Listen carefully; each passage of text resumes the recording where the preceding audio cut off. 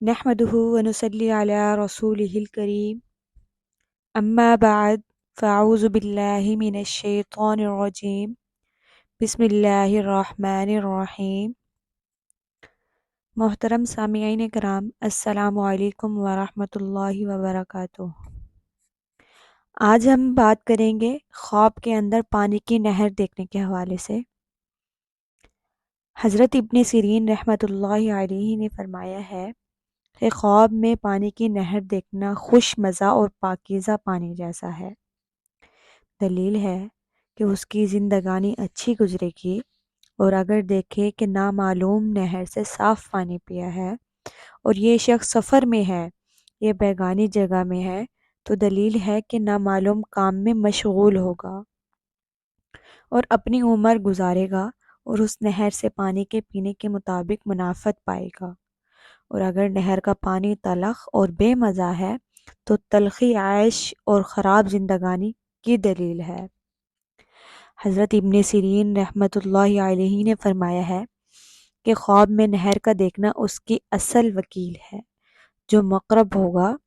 اگر کوئی نہر کا پانی صاف اور جاری دیکھے تو دلیل ہے کہ اس کا کام جاری رہے گا، اور اگر دیکھے کہ نہر کا پانی گدلا ہے مطلب گندا ہے تو دلیل ہے کہ اس کا کام تباہ اور بے انتظام ہوگا۔ اور جس جگہ کہ نہر کا پانی دیکھے اس کی تعویل ساحل کی تعویل ہے، اور جس قدر کمی زیادتی نہر میں دیکھے گا وکیل پر واقع ہوگی۔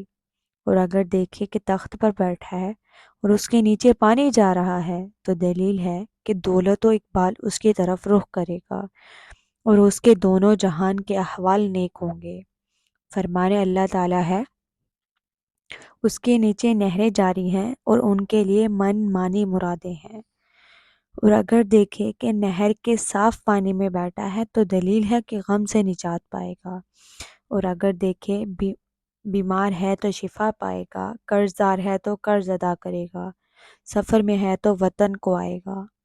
حضرت جابر مغربی رحمۃ اللہ علیہ نے فرمایا ہے کہ نہر تعویل میں باحشمت اور بامنافت مرد ہے، اور اگر دیکھے کہ نہر کا پانی اٹھایا ہے تو دلیل ہے کہ اسی قدر کسی مالدار آدمی سے مال حاصل کرے گا، اور جھوٹی نہر زندگانی ہے، اور اللہ تعالیٰ تمام امور کی حقیقتوں کو خواب جانتا ہے۔